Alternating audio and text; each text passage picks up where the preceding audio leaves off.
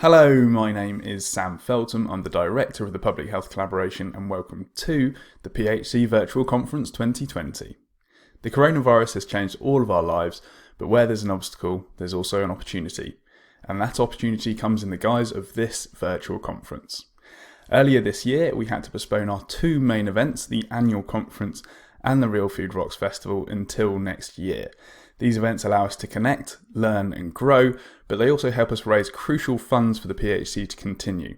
With that in mind, and before we let the next presenter speak, this virtual conference is 100% free for all.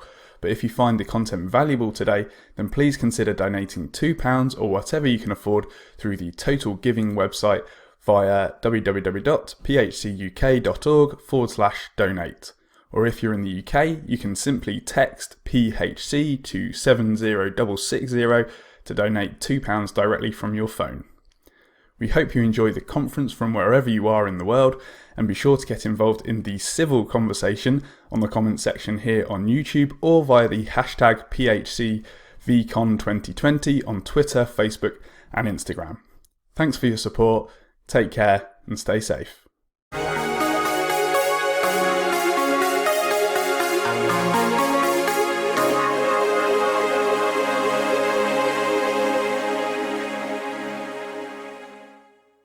Hi, my name is Dr Joanne McCormack and I'm a family doctor in Warrington in Cheshire in the UK.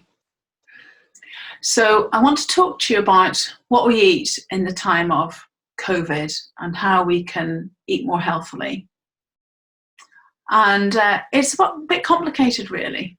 And the thing that made me think about it was this. So I've been a GP for quite a long time now. I qualified as a doctor in 1986. And for the last few years, I've been helping people change their lifestyles. So I've been running groups in general practice and in the community. And obviously those groups have stopped now and because they were face-to-face and a lot of people were in vulnerable groups and they had to stay at home. And so I've been running Zoom groups instead. But near the beginning of the COVID time in the UK, shielded people were given food by local government. And these food boxes, I don't know if all of them contained them, but some of those food boxes contained a biscuit, which in the UK is called custard cream. I don't know if custard creams are available throughout the world, but in the UK they're very well known. And there was a bit of a debate in the press after that where people in the media said, oh, let them have the custard creams. And other people said, that's ridiculous. They're not the sort of food that's nourishing. And why are we giving people basically flour and sugar and a few chemicals? So I've printed the ingredient list of this product. And I think it might be a good idea just to look at it. And if somebody said they were going to give you a gift and they didn't actually show you the picture, but just showed you the list of ingredients, I'm sure you would think that it wasn't a terribly nice gift, or it might be a gift that you wouldn't be that fussed on eating. And you certainly wouldn't imagine it would be helpful in terms of your health to eat all those things. But if somebody packages it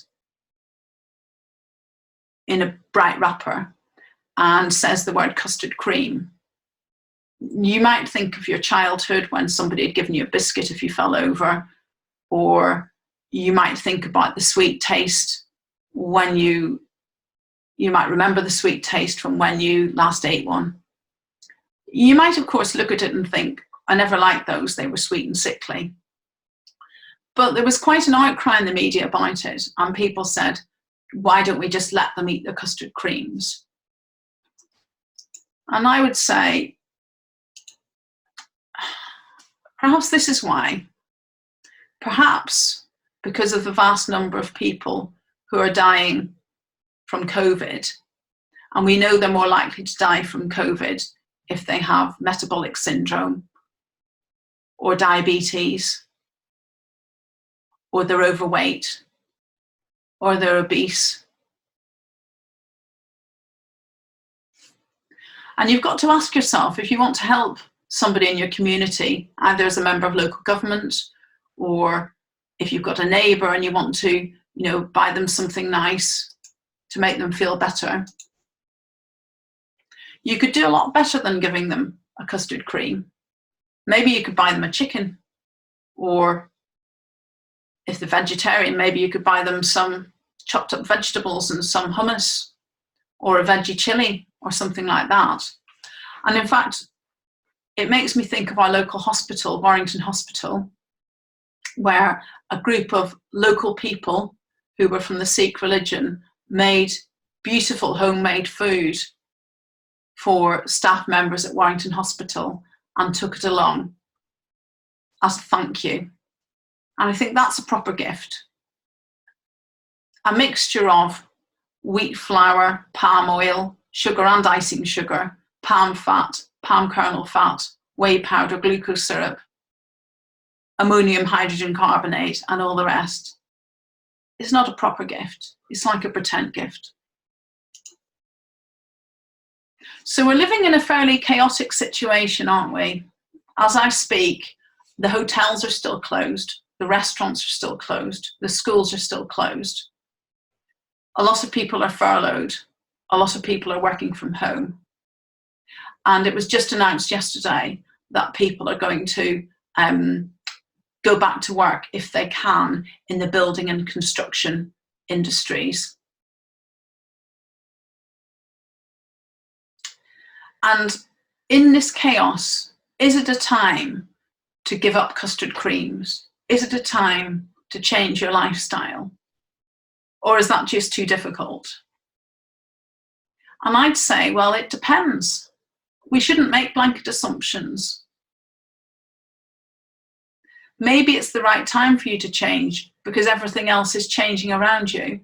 Or maybe it's just too difficult today, but maybe tomorrow it won't be too difficult. And maybe the thought of COVID-19 could spur you into action, as it spurs quite a lot of people. Crises like that spur quite a lot of people into action, from a diagnosis of lung cancer or a heart attack. Maybe the thought of COVID-19 is enough to help you change and think about changing. So I think of this time as a time of opportunity. And I use the word time, meaning people have time. Because in the evening, we're not going out to restaurants. We're not going to the cinema. When we're off work, on leave, we're not going on holiday. And so we have time to reflect, time to look at ingredients and see what they really are. What's in that processed meat? What's in that biscuit? What's in that pie? But the most important thing to reflect on is what you want, what your hopes and what your dreams are after COVID. What do you want to happen? What sort of life do you want? How do you want to get round the world? How do you want to live within the world? And if you want to change your lifestyle, there is so much information there, and people often say there's too much information. But you have the time now to sift through that information and see what suits you. What sort of lifestyle changes would you like to make? Whether it's in the areas of what you eat, or how you relax, or how you exercise, or whether you take up HIIT, for instance, or whether you take up yoga, whether it's in a Zoom group, or whether you look into classes that'll be open once the COVID restrictions are gone. And you've got time to change gradually, because I find sometimes people make the decision to change and change too many things at once. And it's a major onslaught on your system metabolically. And sometimes people end up with headaches and muscle aches and pains, and they feel dizzy.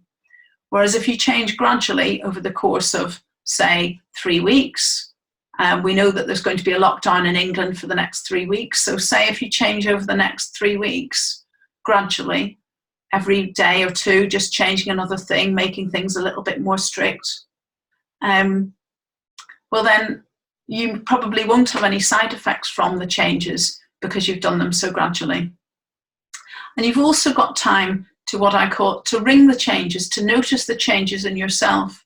Or if you're doing this with a partner, or indeed if the whole family is making changes, say in eating less sugar, well, you can notice the changes in your children and in your partner, and he or she can notice the changes with you and with the children. And you might notice that they're calmer. You might notice that they fight less. You might notice that they sleep better. There are so many things that happen when you improve what you eat. It's also you have the opportunity to shop well, to make shopping lists, to look at new recipes together, to cook real food, to learn new skills and to teach your children new skills. And you've also got the opportunity to think about whether you need any supplements, such as vitamin D, and you've got the time to remember to take them. But the most important thing is to think about your hopes, your dreams, your hopes for a better time without COVID, your hopes that this COVID time will actually enable you to do something really special to help your life and your experience of life. So in making food choices, what I'd suggest, rather than starting with the custard creams, what I'd suggest is starting with foods that contain essential fats and proteins.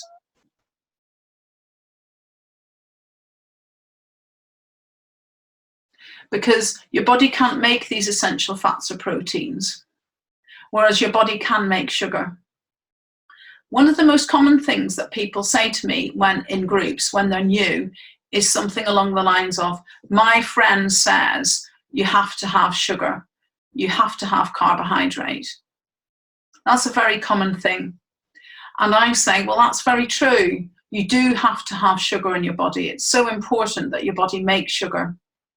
And as a result of your body making sugar, you don't actually have to eat it. But if you stopped eating starchy, sugary foods overnight from eating an awful lot of them, your body would take a while to make the transition to changing to burning fat as a primary fuel. And in that transition, you might feel unwell. So that's why, going back, that's why I say to people to change gradually rather than suddenly and overnight. But you don't have to eat sugar and you don't have to eat carbohydrates. Most of my patients eat some carbohydrate, which comes from vegetables, and also there's some carbohydrate in nuts. You'll see in this slide the meats and the fish have no carbohydrate worth talking about. Eggs don't have any carbohydrate worth talking about. Same with butter and cheese and oil, but nuts do have some carbohydrate. But like I say, you don't have to eat carbohydrate. And if you have obesity at the moment, you will be able to reduce and get rid of that obesity gradually over time by cutting out your carbohydrate. And we do need words to say to people when they offer us foods that are made up with a substantial portion of carbohydrate when we're trying to change and when we've already changed our lifestyle. So I really admired this little video of Jurgen Klopp, who's the manager of a local football club, Liverpool. And I really admired him for his cheery and friendly way in which he rejected a very, very large pie, which was offered to him on camera.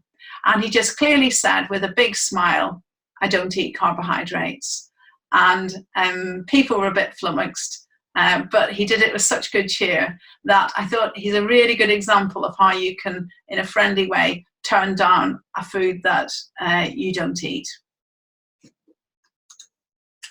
And this is me, Joanne McCormack.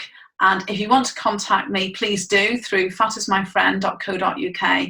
All the contact details are there, whether email or Facebook or Twitter. And the website of the PHC UK is obviously our organisation, our charity, which we'd be grateful if you would join.